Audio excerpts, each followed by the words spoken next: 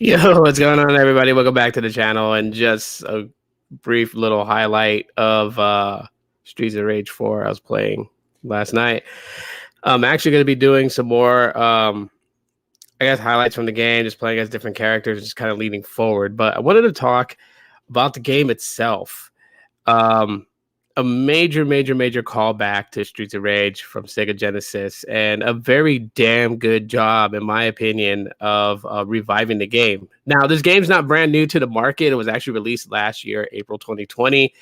I was a little skeptical when I heard that they were coming out with Streets of Rage 4 because it had been so long since they released another sequel to the game. And I figured like the mechanics of the game and just the all-out general feel of it was going to be completely different. You guys, I don't know if you guys are gamers. You guys pretty much know what I'm talking about, right? Wow, I didn't even notice that. I have like a little alfalfa thing going on here. But anyways, but you guys know what I'm talking about when it comes to games, right? It's like Sonic the Hedgehog, right? Like they did Sonic the Hedgehog for like such a long time, and in 2D. And they finally released a 3D version of it. It's the same as like the Legend of Zelda was always like top view, or side scroll 2D, and then Ocarina of Time came out and that was 3D. So while I'm not saying that like some of those games were bad, switching up the format of the game itself, but sometimes it does change the dynamic and feel of it, either good or bad. And I figured that was going to happen with Streets of Rage 4, but it did not. When I bought the game on the Switch Lite and started playing it, I was like, this so very much feels identical to previous release titles.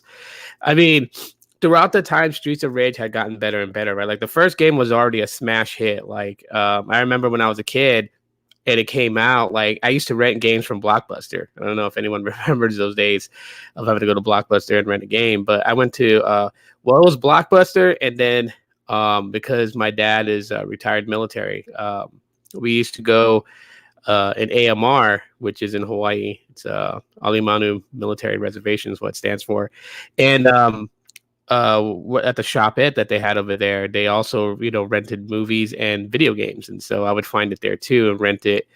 Never actually owning the game itself, I'd always rent it and play it. But the first one that came out was already a smash hit in my opinion. It was a lot of fun. I played it for hours. I abandoned all my friends just to stay inside and play it. I remember one time I literally lied to one of my friends and told him that I was grounded just so I can stay home and play it. So, I mean, hey, it is what it is.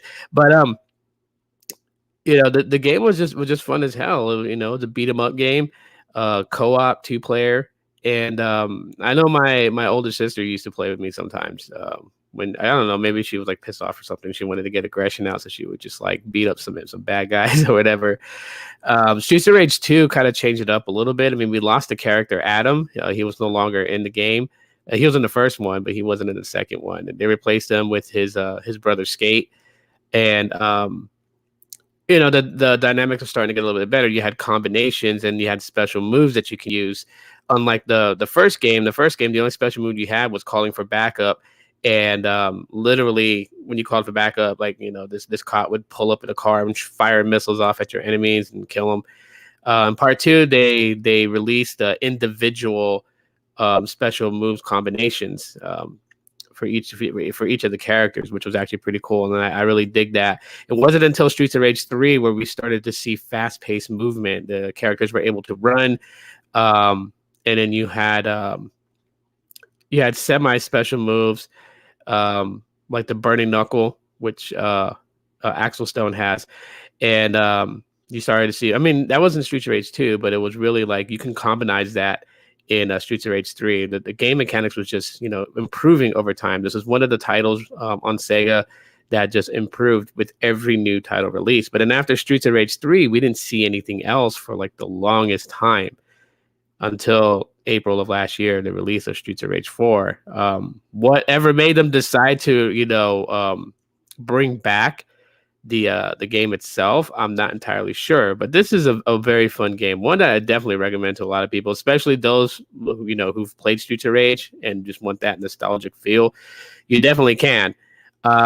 even though, I mean, if you play the game, you play it on Maniac, which is like the highest mode there is, and initially like super damn hard. When you beat the game, that's not really it for you, because you have to continuously beat the game and rack up lifetime points in order to unlock special characters in the game. That's something that is in the game. So there's actually 17 characters total. You start off with the main characters. So you have Axel Stone, who's like one of the main, and then his partner Blaze, who is another main. Adam Hunter's daughter makes her her not cameo, but she previous to the game, being as one of the selectable fighters. And then you have this really big ass Samoan with mechanical arms. It's not until later on in the game that you unlock Adam. So Adam does make his return to the game, and he's actually a pretty good brawler in this one. His mechanics is really, really, really good. I like it. Being with that, the other characters that you unlock as you continuously play the story mode and you beat the game and you're starting to rack up lifetime points, you unlock all the characters from Streets of Rage 1, and then you unlock all the characters from Streets of Rage 2, and then you unlock Streets of Rage 3. But the final character unlocked is Shiva from Streets of Rage 3, as I'm playing here. What's up, Sneed? You unlock him as the final unlockable character in the game. So it kind of, to me, it's kind of a downer when it comes to Streets of Rage 4, only because of the fact is that I would rather want to test out the mechanics of Shiva from this version. So the boss fight over in Chinatown, that's who I would want to play as. But playing as Shiva from Streets of Rage 3 is actually pretty cool too. His mechanics has gotten a lot better since Streets of Rage 3, where he was an unlockable character. If you don't know how to unlock Shiva in Streets of Rage 3 on Sega Genesis, it's really easy. Literally, when you face him as a first level boss and you beat him, you have to continuously hold up, and I think it's B on the controller. You hold that all the way until the screen cuts away from it and goes to the next scene. When you do that, and then you die, when you go through the selectable characters, when you hit continue, you will see that Shiva is unlocked and you're able to use him. But his game mechanics in that game was very rigid and stiff. In Streets of Rage 4, obviously, he's much faster, agile, and his combinations just link really good for for high combo hits. I definitely would say that when it comes to bringing him in, but I still would have wanted them to bring to unlock Shiva, the Streets of Rage 4 version of him. Definitely would want to check him out, because if you actually play the game and you fight Shiva in Chinatown as the Chinatown boss, you'll notice that his moves and techniques are different from when he was in Streets of Rage 3. Like his fire kick, or that's what I call his fire kick. I know they probably have like a specific name to it, but his fire kick and everything like that is different in there. I mean, he has like a double kick that seems like you can really link that up with combos. And then on top of that, he also has that kind of like that flame push. And then he also has the ability to basically pop like his inner soul out of his body as an external fighter. I think that's pretty cool, because as you get halfway with every boss, when you deplete half their life, it's like they kind of like they not I want to say like kind of like a Hulk up type thing. So their attack against you becomes much more stronger and devastating. And so like with Shiva, when you fight him, when you knock half his life out, like where he normally would just like shoot out his soul, like project one image of his soul to actually act as a separate fighter and help him defeat you. When you deplete half his life, he then pops two body, like spirits of him out of his body, which is actually pretty cool. So I would have really loved that. And who knows, they could update the game itself. That's one of the things about video games today, is that even though when they released copies of these games, there's always like downloadable content and updates to it. And definitely, if you bought the game, you would be able to gain access to the update. Unless it's a downloadable content, then you probably have to pay for that to be able to use the character Shiva. So with that being in hand, I would really, really hope that they would initially um, just kind of like bring that as a downloadable character. But the main thing I wish for Streets of Rage 4 is that it comes to Google Stadia. I would really, really love for it to come to Google Stadia, because then I would love to stream gameplay. And, as I'm learning more of the mechanics of the games and certain things you can do, I would really, really love to just kind of share that with people, those who are big fans of the game and just of the title series itself. I mean, I'm surprised they've never attempted to make a live action movie of this game. I think the story would actually be pretty cool, and you have enough of the story there to actually make multiple different versions, well, not versions, but multiple movies based on it timeline wise. If you don't know what the story is, literally, it just has to do with three cops. It originally started with three police officers, and that would be Axel Stone, Blaze Fielding, and Adam Hunter. And you get caught up in the mix of going after the city's syndicate ran by Mr. X. And that is the antagonist through all three titles. As through the game progresses, each time you take down the syndicate and Mr. X, more and more of an elaborate plan comes for Mr. X trying to take over the city, and you have to thwart his plans. But this story, particularly for Streets of Rage 4, is actually a really, really good one. First of all, when you kind of get the backstory of each of the characters, you kind of see it's like it really kind of brings you through a timeline. For instance, Axel Stone, after defeating Mr. X in Streets of Rage 3, he wanted to find peace in his life and also to hone his skills as a fighter. He left the police force, and he went off into seclusion to train and to also meditate to become a much better, a better fighter. What's up, Jose? How's it going, man? So that's Axel Stone's backstory. Blaze Fielding, she quit the police force between Streets of Rage 3 and 4 because she has a knack for brawling. And the captain, the police captain, was becoming tired of that, and so she left the police force to become like a dancer and a dance instructor. But she still gets into alley brawls with people. More like she just has a fixation to street fighting. And according to the game itself, it states that while Blaze is, and basically submerged in the nightlife, the underground world, she gets wind that a new syndicate is arising. And from there, she calls her longtime partner and friend, Axel Stone, to return back to the city to help her. So, I mean, there's a little bit of craziness when it comes to their stories itself. You have Cherry Hunter, who is Adam's daughter and the niece of Skate. So if you remember Skate from Streets of Rage 2 and 3, Cherry would be his niece. Cherry is in a band, and she is a rock musician.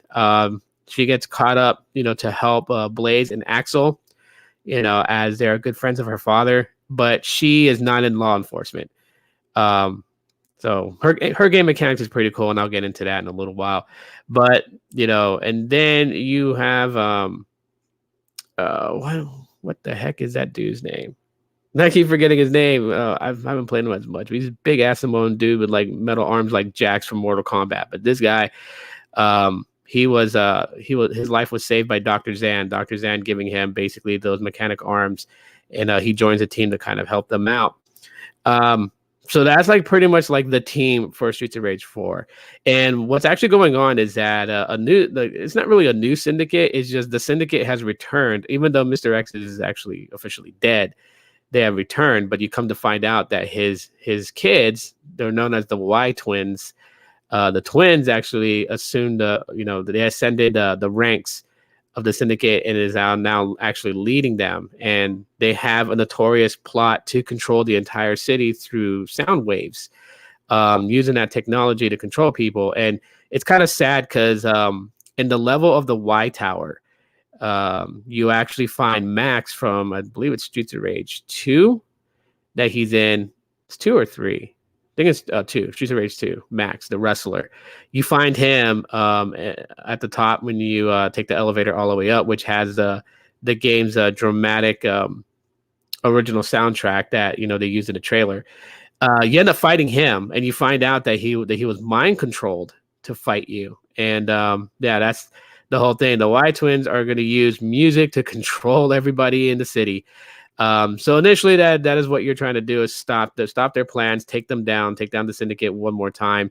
I don't know if they're going to make a sequel to this, of Streets of Rage 5. I really would think it actually be pretty cool. And because of the way that the story was played out and the way that the characters are and everything, I could literally see a 5th version coming. But to some people, they would say no. They're kind of afraid that doing a 5th one would actually ruin the series. I beg to differ, because just based on you looking at all 4 games, it did a tremendous job actually maintaining like the series itself, story wise, game mechanics. Of course, the biggest thing here with Streets of Rage 4 is the much updated art. The sprites look really good. Just the definition. I mean, if you're looking at this little mini video here playing, you see like the definition of all the the objects, the machines, the people involved. It's very, very like comic-esque type look to it, and the graphics is just insane. I'm sure there'll be people that would actually literally find ways to shred this thing down, but I'm going to say this like straight out there. This game is absolutely just badass in all ways, and then it has multiple modes. What's up, Gene? What's going on, man? It's got multiple modes. I mean, besides the fact, so like you can play story mode, and you can play it in different ones. So there's easy, there's normal, there's hardest, and then maniac. I would suggest playing it in Maniac. You'll have tons of fun, and it'll make it, like you won't beat the game in one day. Trust me. I played it in the easy mode, and you can beat that in one day. If you want to really have, that challenge, you got to go Maniac on this one. But you have that. You also have online play. So, if you have a subscription to, I have the Nintendo Switch, so that's where I'm playing this game on. I also have it. Well, I don't have it yet. I'm going to buy it for Steam, and then I can play it there. But I really wish this thing would go to Stadia. Like, Jesus Christ, can they just put this thing out on Stadia? But anyways, so if you have connection to online gaming, you can actually set up a lobby, like a lobby game. So you can either play story mode, you can play battle mode, where you can pick characters and battle each other, or you can do the story mode and do it together. Co-op play, online play, pretty awesome. But then on top of that too, you also have what's called arcade mode. Arcade mode basically just means that you get no continues, you get a set amount of life depending on the level of that you choose, whether you choose maniac, hardest, hard, normal, or easy. You get a specific amount of life, and that's all you have, and you have to go from beginning to end nonstop, pretty much like how it was for old school gaming, like on Nintendo and Sega Genesis. We didn't have save points, we didn't have memory cards. It was you had to play. Like I always joke around, but it's absolutely the truth. And anyone that's ever played old school gaming consoles will tell you I'm not bullshitting anybody on this. The only way back in the day when I was a kid playing Nintendo, Super Nintendo, or even Sega Genesis, our way of having a save game is just pausing the game, disconnecting the controller from the console, and then turning the TV off. But the game console would stay on, and it would just be paused. That was the way that we saved. That was a safe point for us. That's where we can go out, play with our friends, come back home, eat dinner, take a shower, and then your mom and dad would be like, yeah, you can have an hour of video games before bed. And then you would go back, you would turn on your TV, and you were exactly where you left off because the game is paused. You just connect your controller, hit start to unpause, and then play your game. That was really it. That was the whole thing about it. That was our save. We didn't have save points like they do nowadays. We didn't have where you could just save the file and come back to it later. We didn't have that. But that's arcade mode in this game. Is you got to go from beginning to end. That's it. Set amount of life. You die. That's it. So I mean that's always a bunch of fun because you can really challenge yourself to see, like, you can start off in easy, see if you can get from beginning to end in easy, then switch it up to a harder mode and keep going, higher and higher until you get to maniac mode. And if you can go maniac mode, you're good. A couple of things about this game that I noticed that kind of really, really changed is if you played Streets of Rage 3, you'll notice on Streets of Rage 3, you had a special meter bar that when it's full and you did your special attack, it wouldn't drain your life. But if you use your special attack without the meter being full, then it would drain a small portion of your life. In this game, they kind of combined the two with your life bar, as if you kind of notice in the gameplay, when you use a special attack, you will see that a portion of your life bar turns green. What that means is that if you, like, it depleted some of your life, but not completely depleted your life, you can still restore that back just by hitting some, like normal hits to the enemy will recover that what was drained out of your life bar. Now, the thing about it is that if you use a special attack and it drains, like, to say, an eighth of your life bar turns green, which means that it depleted some of your life technically. And while trying to recover your life back through normal hits, if you get hit by the enemy, then it will actually take that life out of your life bar. So a different mechanic on how to use special attacks. Really, really cool because, if you're that damn good at this game, you can do all kinds of combinations, mixed with special attacks and not have to worry about, you draining your life bar because you would recover that with normal hits and you're that damn good to not take a hit. So you would be okay. I know there's a lot of people that have, like, played this game. I've played online and had my ass handed to me by online players in battle mode, and it's just crazy because I've played this game. Well, I haven't played this game, but I played the 3 and 2 and 1 as a child. So this goes to show for all the people around my age that has played Streets of Rage. Don't go in there thinking that these newcomers coming in just, playing Streets of Rage 4, that you're going to be able to just hand them their ass, because it's not going to happen. I mean, these young generation gamers have put together combinations I had never seen before that could, like, literally take, your life. Plus, they got a different way of doing those cheap ass moves. Like, the person that whooped me the other day, all I got to say is, you, because that was some bullshit in that match, man. I mean, literally, he just kept picking up that samurai sword and throwing it at me in between hitting me with combinations, and I was just like, oh god, man, I totally suck. But don't worry, I'm coming back with a vengeance. I keep playing this game. This is one of my favorite games to play. When I go places, I take it with me on the Switch Lite and play and hone my skills, and I'm gonna come back. Yeah, I'm going to come back. And you're lucky, kid, or whoever you are out there. You're so freaking lucky that they don't use our actual Nintendo Switch tags. They use, like, I guess it's for, like, privacy or security. So they use some, like, randomized one or whatever. But you know what? I'll know it's you by the way that you play the game. And when I find you, yeah, you're going to get owned so damn bad. I'm gonna make you respect the young generation of this game. All jokes aside, because I'm only joking there, but all jokes aside, this is a very awesome game, very fun game. Definitely one that I would say if you haven't played it, play it. You can get it. I think it's on PS4. You can get it on Xbox and on Nintendo. You can also get it on Steam. One, like I said, I really want this game to come to Stadia. I really do. Not only just to do, like, gameplay and upload it on the channel, because I kind of can. It's just that the only thing that sucks about the Nintendo Switch Lite is, like, when you hit the record button to record gameplay, it only records 30 seconds, like the last 30 seconds. So, like, at this point, if I had hit record, which I did, then the last 30 seconds you just saw was recorded clips off the game. Actually, that's how I put this little montage together. Hi, babe. Welcome. But that's how I put this little montage together, is just by recording gameplay clips from the game itself. And then it allows me to actually post it to Twitter and Facebook, in which I did, and then grabbed all the clips from Facebook and then put it together in this little small montage of gameplay. And actually, when I decide, I'll probably just, I'll start working on some of it. But when I play as a specific character and start doing, like, gameplay highlights of, like, one specific character and putting these little videos together, that's how initially I'm going to do it, is that same way. Axel Stone is probably like one of the best characters to really kind of commonize with. So I'm probably going to use like different characters, and maybe I'll start off with Streets of Rage 1 character just to kind of see how it goes. You got a break for a few minutes? Awesome, man. Awesome. I'm glad you're here and hang out with me for a little bit.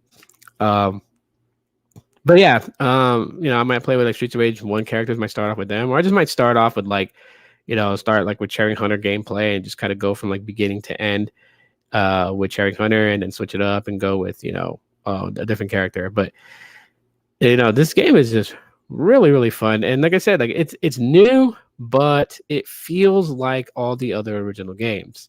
On top of that, you got an all-star cast of musicians who do the game music for this. And it's actually really good because it kind of like it keeps that essence from the original Streets of Rage 2 and 3, but just kind of new. But the cool part about it is that if you want a nostalgic gameplay using some of the older tracks from all 3 of the older games, you can go in settings into the audio settings and then check retro. And what they'll do is that like all the best tracks from like part 1, 2, and 3, it's been put together in a way that each level's music will change to one of the retro ones. So you'll get like, the opening first stage of Streets of Rage 3 will become the actual track of the opening stage in Streets of Rage 4. So really cool, really nice to kind of just bring that back in. It's actually pretty awesome. So I'm just like, that's cool. That's a cool little touch, Besides, having like the retro characters as playable characters when you unlock them in the game, having the original OST, that's actually pretty cool too. What is that? Just everything about this game is just actually pretty cool. I mean, my lady here can actually vouch for that. Since she bought the game on the Switch, that's been the only game I've really been playing. No matter how many times I beat it, no matter how many times I do something, I continuously just keep playing the game and trying to get better. I'm trying to actually, get to a really high lifetime score. But 2, I'm also trying to get really good at combinations to pull off insane ones. Like I can get, like if you notice when you watch like for the combinations, you'll see like, it starts off as yellow, orange, and then it goes to blue. And I can get combinations to go as high as to blue. Only twice in the entire time that I've owned this game have I ever gotten it to pink, which is extremely high. And it's a game of chance, because if you're a combination freak and that's what you're trying to gain is like massive amount of points by just bringing out some of the most badass combinations you can come up with. It's a game of chance, because while, you first of all, it's a lot easier to get those higher combinations if you play Maniac mode, because there's just so many bodies to hit and everything like that. But you got to know what you're doing with your combinations, and you definitely got to know how to link them together and how to avoid getting hit, because that will happen. And nothing sucks worse than when you're on a roll with your combinations and you're like, oh gosh, like this is going to be a killer combination, like from what's that game? Killer Instinct. Remember Killer Instinct, that game, which is also one of my top 10. But yeah, when you get combinations like that and you're like, holy shit, I'm gonna get a huge score, but then that one freaking enemy just like taps you and then combo broken, it's just heartbreaking. You get pissed. So I will say that. But that's really my goal here, is to get really good at the combinations. Also, with the Nintendo Online Pass, being able to play with other players from around the world, it would actually be pretty fun to do story mode. This is kind of like weird, because a lot of them like to play battle mode, and I'm just like, battle mode is great, but let's beat the game together. You know what I mean? I don't know. I guess I'm just that old school like that. You know what I mean? Like for me, Mortal Kombat, that's a co-op fight game. Street Fighter, co-op fight game. But this is Streets of Rage is a co-op beat 'em up game. It's a brawling game, and that's really what I like to play is being in the brawl, beating up all these bad guys and trying to get a maxed out score the best that I can. So anyways, guys, that's just my thoughts on Streets of Rage 4. Like I really hope and pray that, the developers of the game eventually bring it to Stadia. I know it's going to be like a year late or whatever. If it ever does come to Stadia, it's going to be a year late. And while there's a lot of, game nerds out there, such as myself, that, would like be like, well, this is the reason why it's not coming to Stadia. Like, I know why it didn't come to Stadia, but I want it to. It's a great title. Plus, too, like Stadia has already closed down 2 of its studios. They're not making any specific games by Stadia. They're going to be relying all on third-party development for their games. So, Capcom and SNK and all these different game manufacturing companies is going to be what they look towards to getting. So, yeah, I'm just like, bring this title to Stadia, like, please. It'd be so cool. I have like, a good amount of friends in Stadia that I would really like to, just like online gameplay with them on it. Plus, too, the reason that I like Stadia so much is just where and how you can play the game. You play it on your Chromebook, and if I got to go somewhere, I can continue playing where I left off just by launching it on my phone without any load time. There's no loading time at all whatsoever with Stadia. It's just a seamless, switch and move. And so, yeah, I would really, really, really just would love this to be on Stadia. So, just kind of going on. So I'm just going to tell you guys what my top 10 games of all time are. This is in no particular order of timeline release, and there's no particular order of console release on. These games are just games that come to mind as I'm thinking about it. So right now I'm asking myself, what is my top 10 games of all time? What are my top 10 favorite games? So, and the way that I list them is not how I rank them, right? So it's not like, if I say, for instance, Streets of Rage 4, since we're talking about that as one of my favorite games of all time, it doesn't mean that it's number 1. It's just it's in my top 10. And yeah, Streets of Rage 4 happens to be in that. And all the Streets of Rage titles are in it, but just, if I have to define it down to a specific title, Streets of Rage 4 is in my top 10, just a revival of an older game and the mechanics and everything with new graphics and, slightly modified mechanics for a more updated feel, but still retains that nostalgic feel of the game. I got to give it to them on that one. Another one of my top favorite games to play is Initial D Street Stage. Now, this game was released on PSP. However, I do have the emulator on my Chromebook. So the emulator is called PPSS. What's it called? Let's go over it. PPSSPP. That's such a weird name for it. But I have the gold version of that emulator that allows you to play, PSP games on there. And I downloaded Initial D Street Stage, and I play the hell out of that game. Even though the game itself really doesn't have like real drifting per se, you can still swing the cars in a drift when you race, and it's just so much fun. And plus, I've been a huge fan of Initial D, which I will talk about probably next Saturday on Anime Saturday. I'll talk about Initial D and just my memories of it, and of course also talk about the reboot series of Legends, Initial D Legends 1, 2, and 3.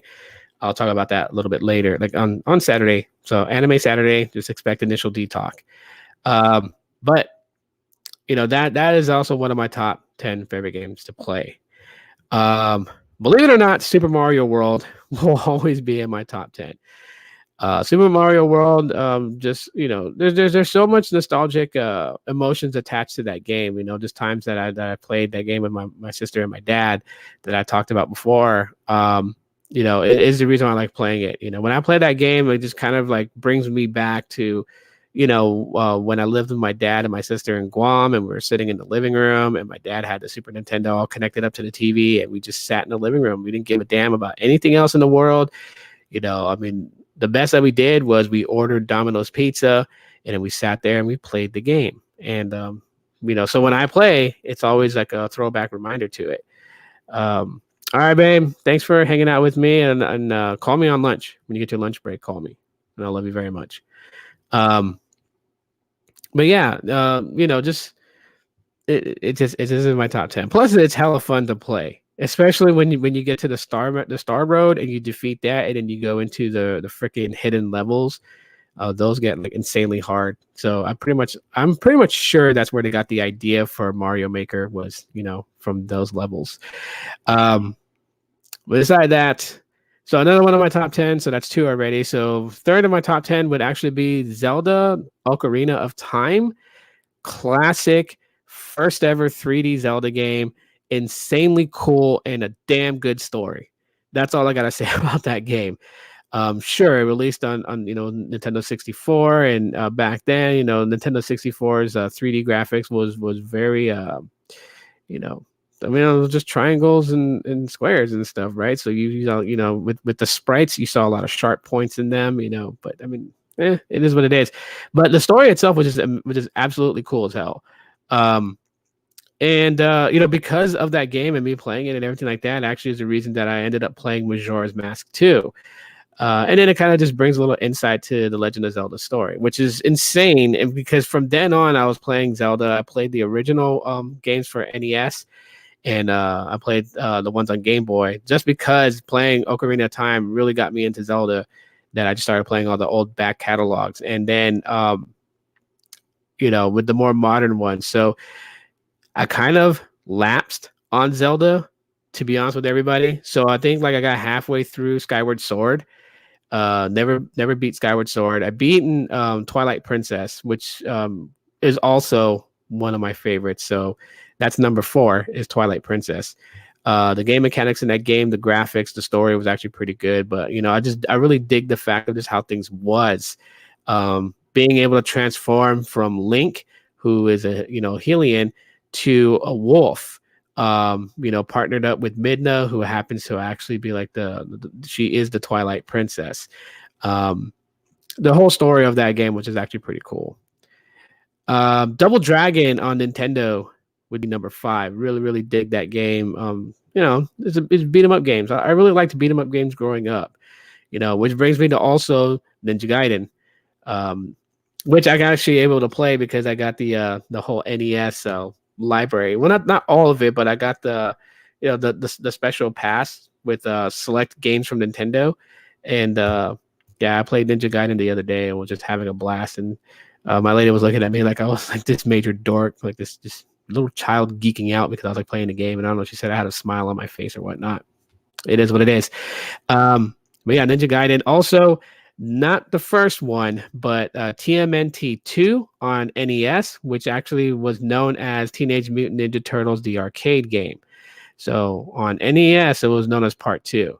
That game, of course, a beat 'em up game. You can play as any 4 of the turtles, and it was actually pretty fun. The only thing I hated was when you got to the Technodrome, and if you died, like say like you were fighting Krang, and you happen to just not have enough health to withstand the onslaught, you died, you had to start all over again. What was even worse was when you finally beat Krang and then Shredder comes through the portal. And the way you fight Shredder in that game is Shredder splits into 2. So there's his original self and then there's a clone of him, and you got to figure out which is which, and you got to deal damage to the real Shredder and not the clone one. And the thing that sucked about Shredder was he shot this lightning bolt out of his hand that would demutantize you, and you'd also die when you took that hit. So really hard. And it wasn't like like you can get multiple hits from him. Like, no, you got hit by him and you turned back into a regular turtle and you lost a life. It didn't matter if you had full health, you lost a freaking life. And I was like, what the hell? It was really hard to play. But if you fought Shredder and you ran out of life, you died, you would have to restart the entire stage all over again. And that really pissed me off. But it was a very fun game to play. Don't get me wrong. So yeah, Teenage Mutant Ninja Turtles. That'd be like what, number 6? Star Fox 64 actually is also one of my top 10 games. I really love playing that game. It was really cool, and the characters in it is actually really funny as hell.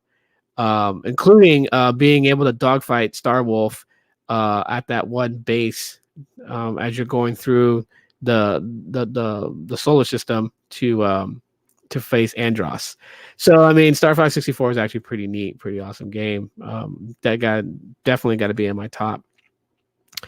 So that would be what, number 7. Number 8 would be Pokemon Go. Now this is a mobile game, and I really, really dig it. I still play. As a matter of fact, I played yesterday. I played during community day and caught, I'm sure a lot of people are probably gonna laugh and be like, bro, I caught like 25 shinies. I only caught 3. I was playing yesterday, but I was playing off and on. I wasn't playing like the whole entire 3 hours. I wasn't grinding. I wasn't using incense or any of that stuff. I know. Some people are gonna be like, blasphemy. How did you not? Like, look, there are things in life that are more important. But at least I did catch 3 shinies yesterday, so I do have an evolved form of fletching. So I have all 3 forms in shiny. For me, shiny hunting, that's really what it's all about, is having at least one of each of the evolutions. That really is what matters to me. But yeah, I play Pokemon Go. I really like playing that game. It's a lot of fun, to get out, walk around, and do things, and then catch Pokemon at the same time. Always, always, always fun. Sonic the Hedgehog would be number 9. The original Sonic the Hedgehog. Still love playing that game. If I had, the original Sega Genesis console, that's where it would really be at right now for me. I would just plug it in, play Sonic the Hedgehog, right? Even though, the mechanics got better over time with that game, obviously bringing a spin dash, that wasn't in the first one. The first one's still kind of fun to play. And then, of course, if you know the cheat code to actually unlock the level selects, you just go straight to freaking Robotnik and beat him. But yeah, and then Sonic and Knuckles. And the reason why I gotta choose Sonic and Knuckles also as my top 10, so that's number 10 right there, Sonic and Knuckles. But the reason why I gotta choose that game as one of my top 10 is for the fact is that you can bond Sonic 2 and 3 with it, since the way the cartridge is set up, and you can play as Knuckles on any other one of those. So kind of like pretty much like says like 2 and 3 is pretty much like my top 10. But those are my top 10 games that I really, really, really got to have. Now, I know some people are going to be like, why no Mortal Kombat? Well, you know what? If, when I have a top 50, Mortal Kombat and Street Fighter goes into that. And I'm pretty much going to shock my older sister, because she'll probably be like, wait a minute, your top 10, you didn't mention Street Fighter. Like, yeah, there were some games that I would rather play more than anything else. Like Street Fighter, I can go without for some time. However, I do have the Street Fighter 30th anniversary. And yeah, since the kids set up the Switch in the living room TV, it looks like I'm going to be challenging them later. See if they can actually beat me in the game. And they can choose any one of them, from the very original Street Fighter, where you can only play as Ken or Ryu. They can play me in Street Fighter World Warriors, Championship Edition, Turbo, Super Street Fighter 2, Super Street Fighter 2 Turbo, Street Fighter Alpha 1, 2, or 3. And they can play me in Street Fighter 3 and the 3 different variations of Street Fighter 3. So even Third Strike and all that. They can play on any one of those. So that's bound to happen. But that's my top 10 on the games. And so as we kind of just, go past that a little bit, a little bit shorter than what I normally do. So like we're like at 50 minutes right now.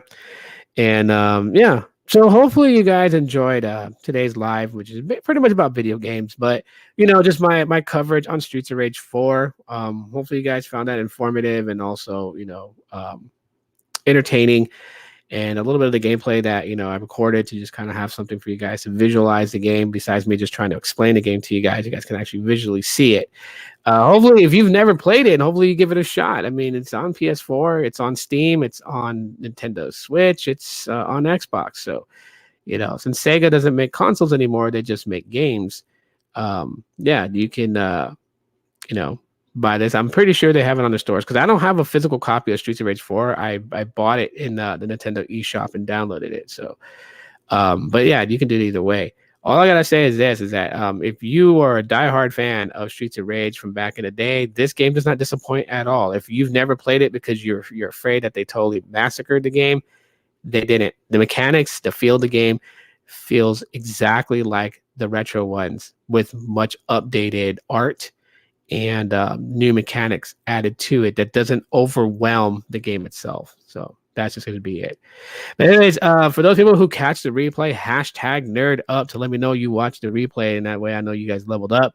If you're watching this live stream and you have not subscribed, what the frick are you waiting for? Hit that subscribe button and the bell icon. Choose all, so you'll be notified for all things, and then you guys won't miss anything. But that's pretty much it for right now, guys. Y'all be cool. Take it easy. And yeah, I'll see you guys tomorrow. Peace.